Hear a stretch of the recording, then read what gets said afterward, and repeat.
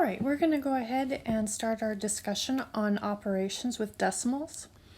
We're going to start with adding and subtracting. This comes from section 4.3 of the textbook and section 9.2 for our signed decimals. Okay, so let's talk about our procedure. The first thing we want to do is we want to line up the columns vertically. And in order to make sure that you do this right, treat the decimal point as an anchor, meaning the decimal points should line up also. So that's going to be kind of our reference point. If your decimal points are lined up, then the rest of the columns should be lined up correctly. From there, we want to add zeros to the end of each number so that each number has the same number of decimal places. Now this is actually optional except for one example. You are only required to add zeros if the top number of a subtraction problem has fewer decimal places than the bottom number. And we'll see some examples of this in a few minutes. From there, we're going to add or subtract starting on the right, just like we did with our whole numbers. And finally, we want to bring the decimal point straight down into the answer. All right, we're also going to worry about signed decimals. And so for signed decimals, remember that we add the numbers if they have the same signs. We subtract the numbers if they have different signs. And the way that I do this is I add or subtract disregarding the signs.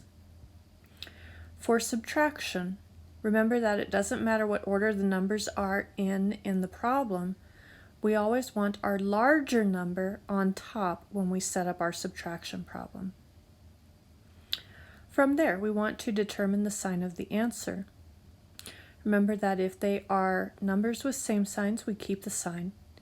And if they have different signs, we keep the sign of the larger number. All right, let's go ahead and look at some basic examples.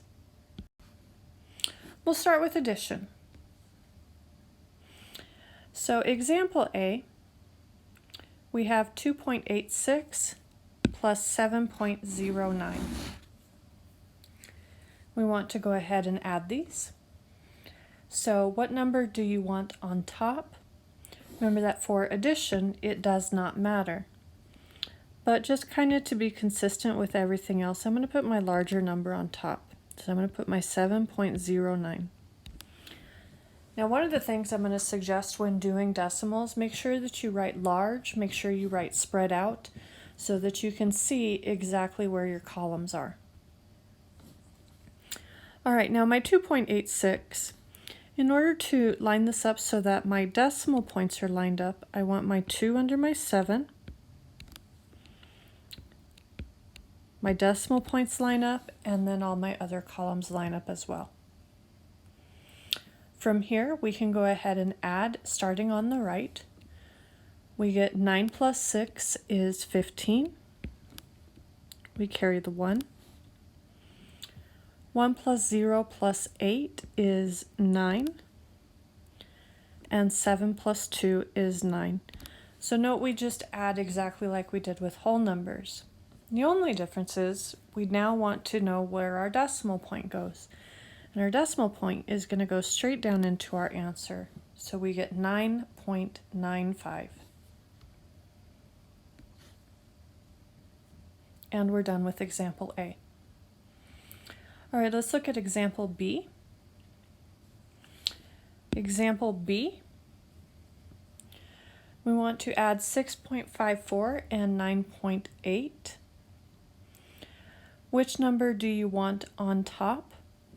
For this, it doesn't really matter. I'm going to put my 6.54 on top.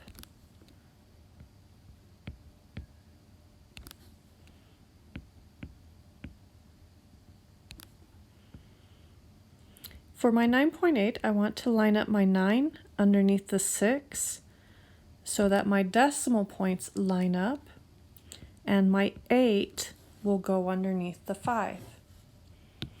Now here, this is an example where, what do we put right here? Well, for addition, you can leave it blank. If you want to put something there, we put a 0. And the main reason I say that you can leave this blank is 4 is the same thing as 4 plus 0. So it does not matter if you have the 0 there or not. We'll still get the same answer. So we add starting on the right. We get 4 plus 0 is 4. 5 plus 8 is 13. We carry the 1. 1 plus 6 plus 9 is 16. And we bring down our decimal point.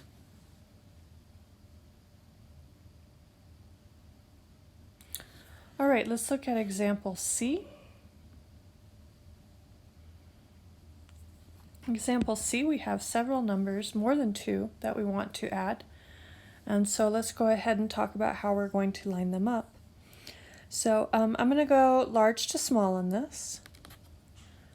On top, I'm going to put my 222.2. The next number I'm going to put is my 10. And one thing to note, if it has no decimal point, the decimal point is at the end of the number. So how do I want to line this up?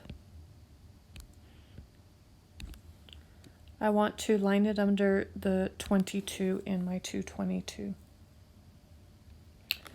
And then the 0.831, in order to line this up correctly, I'm going to put the 0 in my ones column, my decimal point, and then my 831.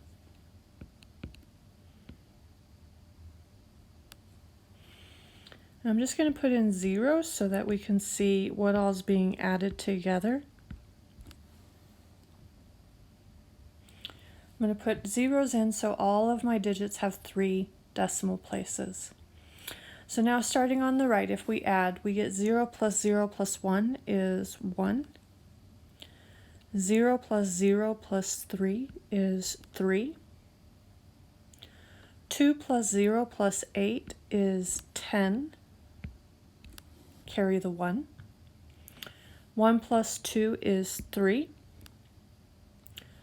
2 plus 1 is 3. And then we bring down our 2. We also bring down our decimal point, and we get 233.031. All right, let's try a couple more examples of addition.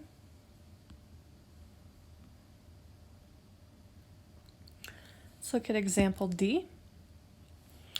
If we go ahead and line this up vertically, I'm going to do 13.761 on top, and now my 8.325, so that my decimal points line up. I want my 8 under my 3 under my 7, and we continue on.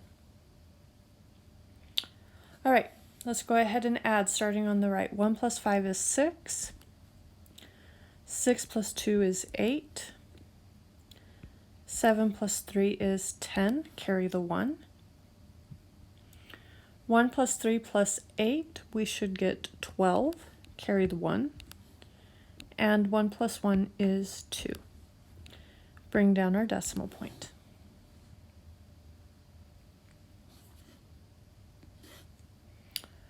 All right, example E. 76.5 plus 0.56. I'm going to put my 76.5 on top.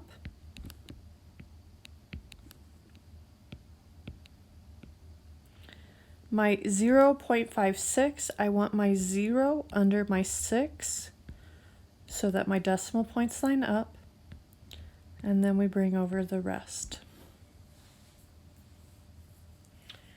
If you want, you can add a 0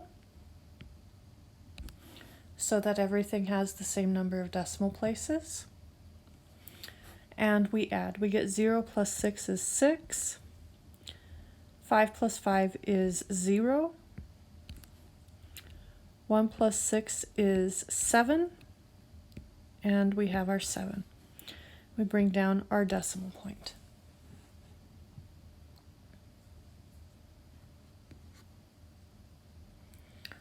All right, let's look at example F.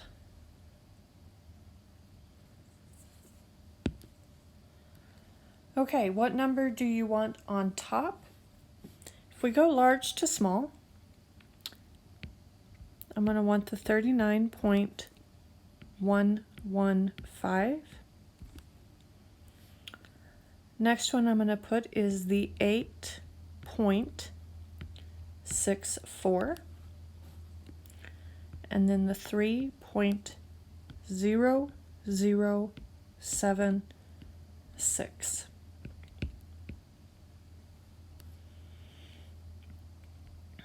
If you want, you can add zeros so that everything has 4 decimal places. Just make sure that you know exactly what is lined up with what. All right, so starting on the right, we get 0 plus 0 plus 6 is 6.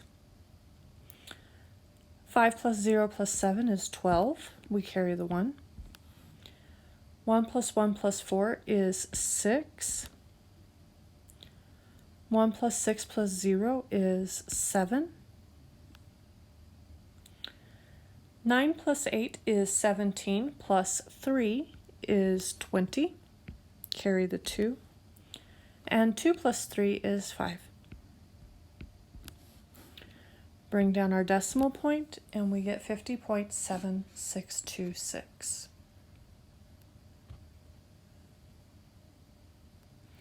All right, so those are some examples of addition. So now let's go ahead and look at some basic subtraction problems.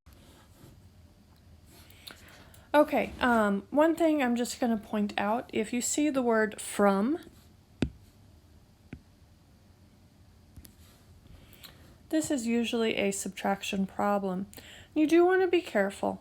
When we say subtract 22.7 from 72.9, this is going to be my first number, and this is going to be my second number. So if you see those on the homework, I don't know if I have any there or not, but I did see it in the textbook when I was writing up this presentation. Okay, so let's go ahead and do this problem. So we're going to go ahead and put our 72.9, that's going to be our top number. And we want to subtract by 22.7. All right, so if we go ahead and subtract, again, we're going to start on the right. So we get 9 minus 7 is 2. 2 minus 2 is 0. And 7 minus 2 is 5. We bring down our decimal point. Hopefully that was pretty easy. Let's kind of up the difficulty level. Let's come to example B. Example B. Remember that order does matter when we talk about subtraction. And we always want our larger number on top. Or if it's whole numbers, if it comes from the whole numbers section or the decimal section, as long as it's not from chapter 9, our larger number will always be our first one. So if we line this up, we want the 19 under the 20, and we want the 67 under the 15.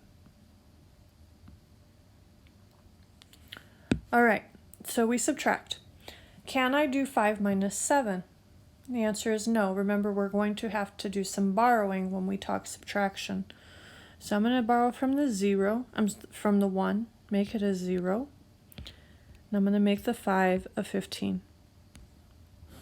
15 minus 7 is 8. All right, can I do 0 minus 6? And the answer is no. We need to do an extended borrowing. So I'm going to come over to the 2, make it a 1. My 0, my first 0, I'm going to make it a 10. From that, I'm going to borrow 1 and make it a 9. And put my 1 with the other 0 and make it a 10. Now I can subtract. We get 10 minus 6 is 4. 9 minus 9 is 0, and 1 minus 1 is 0. So technically we don't have anything over in our whole numbers section. If you want, you can put a 0, but the main thing that we need is the decimal point. We get 0.48.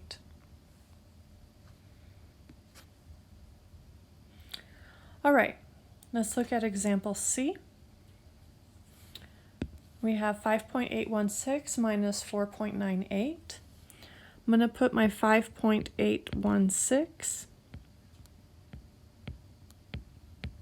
on top. My 4.98, I need my 4 under my 5.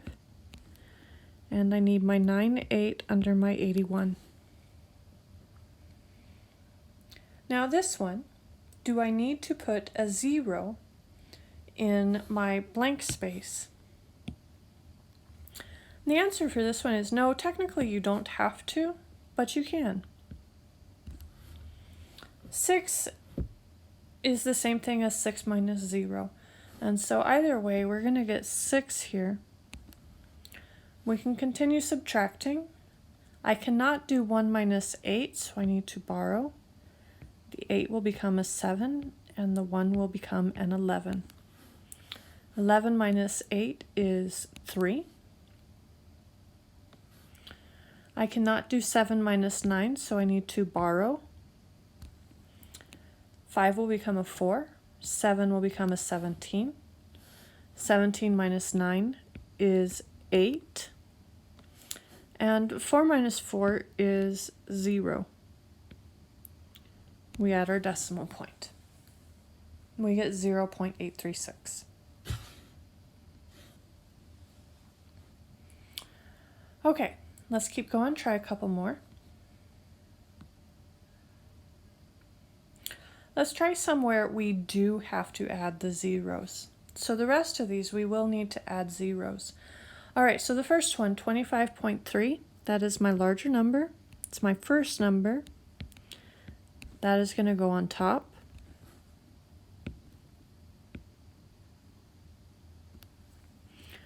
I'm going to line up my 18 under the 25. I'm going to line up my 651 under the 0.3. Now this one, do I have to add zeros?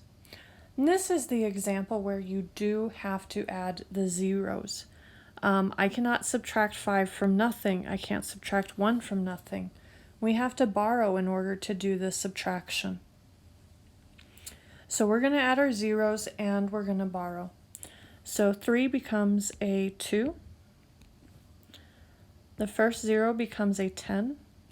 I borrow from it, it becomes a 9. And the second 0 becomes a 10.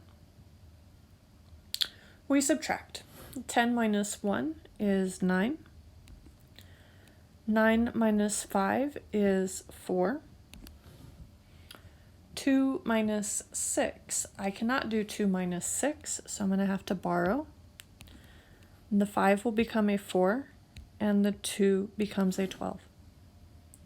12 minus 6 is 6. 4 minus 8, I cannot do that. I need to borrow. 2 will become a 1, and the 4 becomes a 14. And 14 minus 8 is 6. We bring down our decimal point, and we're done. All right, a couple more. Let's look at example E. We have 40 minus 3.66. My 40 will go on top. And remember that since there's no decimal point, it's actually right after the 40. My 3, I'm going to line up under the 0. And then we have our 0.66. All right, this is another one. Since it is subtraction and my larger number needs more decimals on top, we're going to add the zeros. We're also going to do extended borrowing. So I need to borrow from the 4, make it a 3. The first 0 becomes a 10. We borrow from it, it becomes a 9. Second 0 becomes a 10. We borrow from it, it becomes a 9. And the last 0 becomes a 10. And now we can subtract. We get 10 minus 6 is 4. 9 minus 6 is 3. 9 minus 3 is 6. And we bring down our 3. We bring down our decimal point and we get 36.34.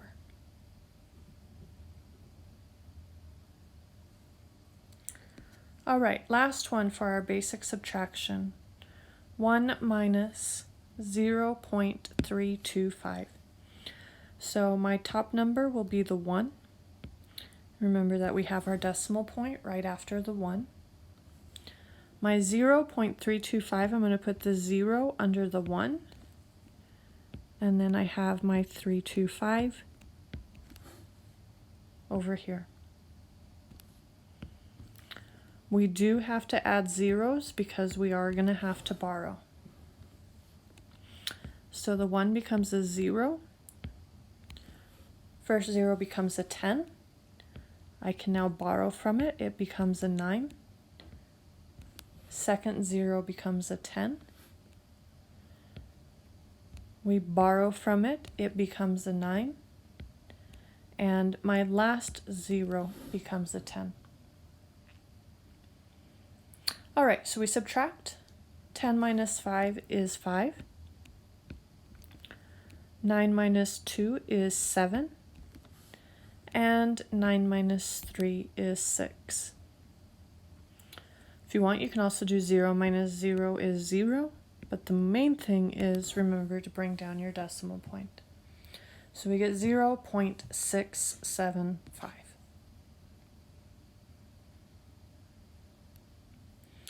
All right, so that is our basic subtractions.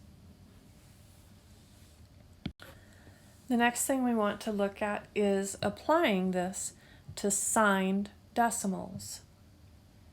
So I'm going to show you kind of the technique that I use when I do this. And one of the things that I do is I do not use my negatives in my computations. Just because for me it can throw me off a little bit about whether I'm supposed to add or subtract. So I choose to go back to what we did when we originally talked about this. Add or subtract, disregarding signs. So when I do my computations, I disregard the signs. All right, so for example A, I have negative 3.7 plus negative 16. We have same signs. So with same signs, remember we add and keep the sign. So let's just start with the adding. So in order to add these, I'm going to put 16 on top. Since it is an addition, it doesn't matter how I write these numbers. Remember that you have your decimal point. I'm going to line up my 3 under the 6 so that my decimal points line up. And then I have my 7 on the right. Do I need to add a 0? Because this is an addition problem, no, you do not. This is an optional thing to do. All right, so we go ahead and add. We get 0 plus 7 is 7. 6 plus 3 is 9. And we have our 1. We bring down our decimal point. Now, the way that I would like to see it is I would like you to come off to the side and actually say negative 19.7. I would rather see this than see you tack on a negative right here because this is not a true statement anymore. So I would prefer that you go ahead and just do your computation off to the side and then worry about your sign in another step. All right, let's go ahead, try a couple more. Example B, we have negative 5.23 plus 0.792. So for this one, we have different signs. I have a negative 5 and I have a positive 0.792. So different signs, remember, means subtract. Now when we get to our sign numbers, be very careful how you subtract these. Make sure that the larger number always goes on top, irregardless of where it is in the problem. I'm going to subtract disregarding signs.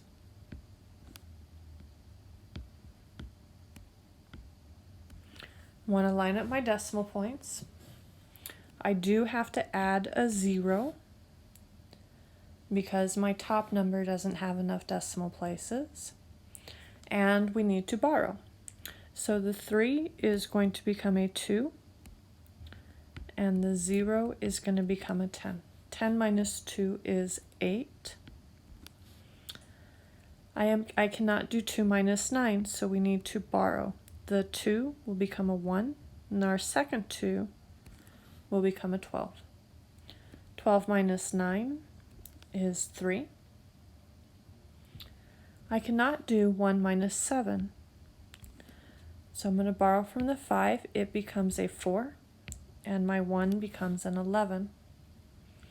11 minus 7 is 4. 4 minus 0 is 4. And we bring down our decimal point. Last thing I want to do is I want to bring it back over to my problem. So we subtracted. And now I want to keep the sign of the larger number, which is my negative 5.23.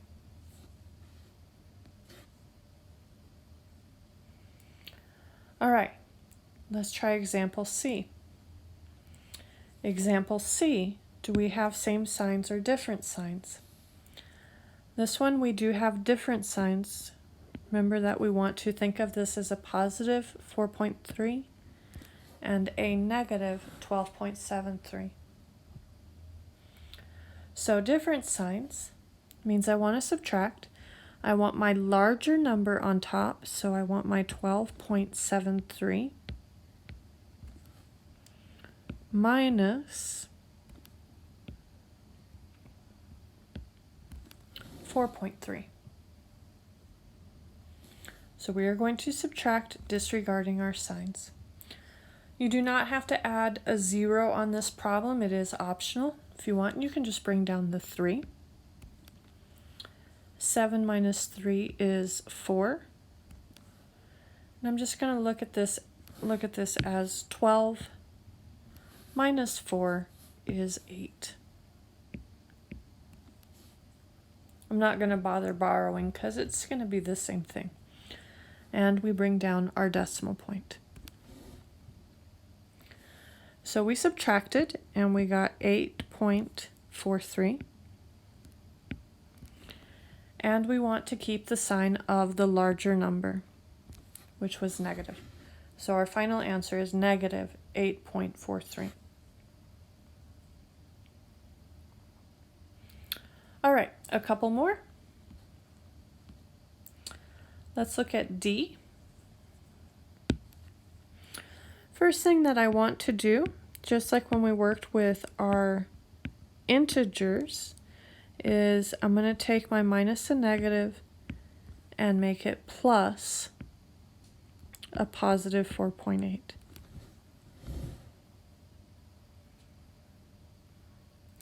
All right, do we have same signs or different signs? For this one, we have different signs, so we want to subtract. I want my larger number on top, and my larger number is 4.8. We're going to subtract disregarding signs. We line up our columns, we line up our decimal points. I do have to add a 0.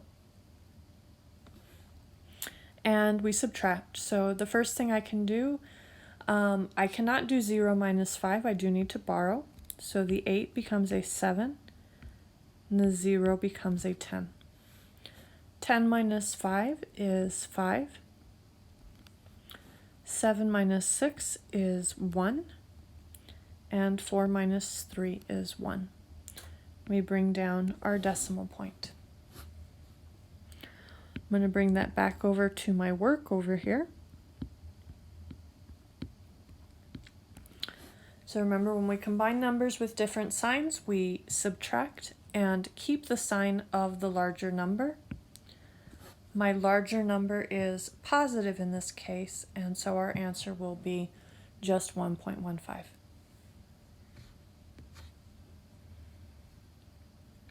All right, let's look at example E. For this, we do have different signs. We do have a positive 13.245, and we have a negative 18. So we want to subtract. I want my larger number on top, so I'm going to subtract disregarding signs. We get 18 minus, I'm going to line up my 13 under my 18. I have a decimal point after the 8.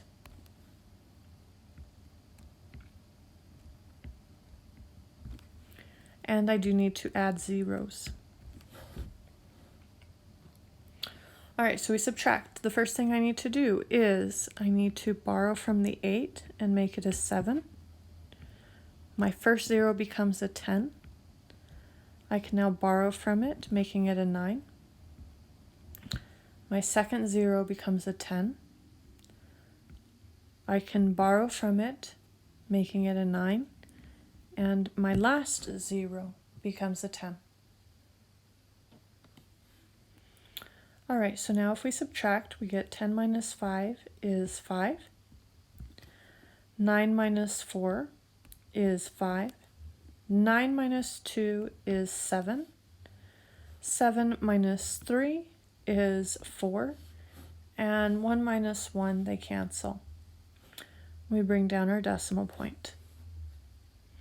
So now let's bring it back over into our signed number area. This is my computation. And my larger number is negative, so my answer will be negative.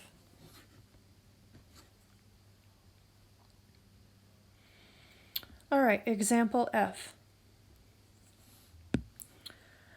Do we have same signs or different signs? This one we have same signs. We got a negative 6.02 and a negative 100.5. So remember, same signs, we're going to add and keep the sign.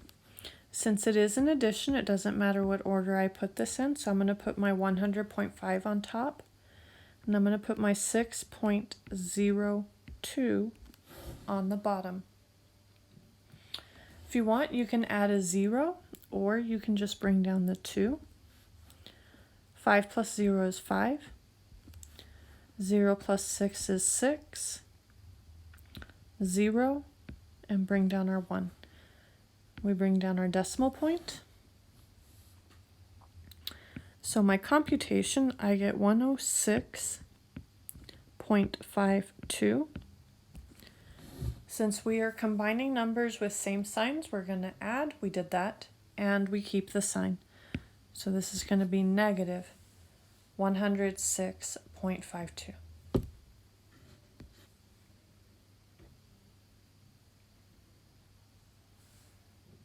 And we're done. All right, that takes care of our adding and subtracting. So go ahead, work on this homework, and then I'll see you again shortly.